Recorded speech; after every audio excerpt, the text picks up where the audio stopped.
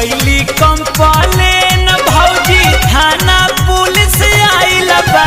कैली कंप्लेन भौजी थाना पुलिस आइल बा।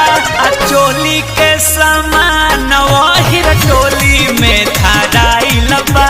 चोली के सामान वही टोली में धराइल बा।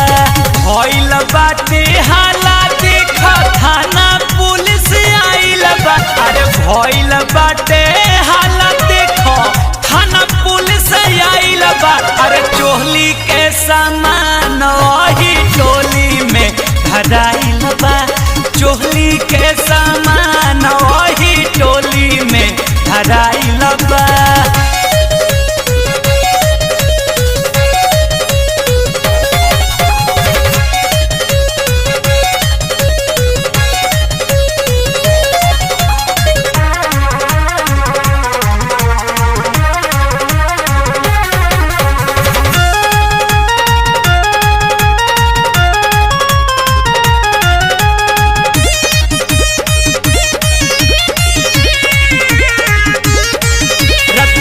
रहे चोर भइल गौआ में सोर इहे डर रहे सब काए दादा। कुछ होई कौन बड़ चिंता रहे रात भर केहू बुझल नहीं असली राधा। राते आइल रहे चोर भइल गौआ में सोर इहे डर रहे सब काए दादा। कुछ होई गड़बड़ चिंता रहे रात भर केहू बुझल नहीं असली राधा। जादव जी के आदत से अदालत गरमाइल बा। जादव जी के आदत से अदालत गरमाइल बा। अरे चोली के सामान वही टोली में धराइल बा।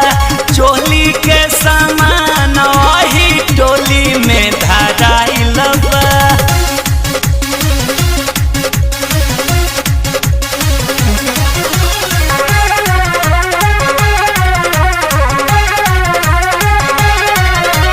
बड़े बुड़बक करी के करप सक कुछ सफ सफ चलत न पाता। सब होता मिल जुल मजा मिलता फूल चीज दोसरा के हो खाता। भैया बड़े बुड़बक करी के करप सक कुछ सफ सफ चलत न पाता। सब होता मिल जुल मजा मिलता फूल चीज दोसरा के हो खाता।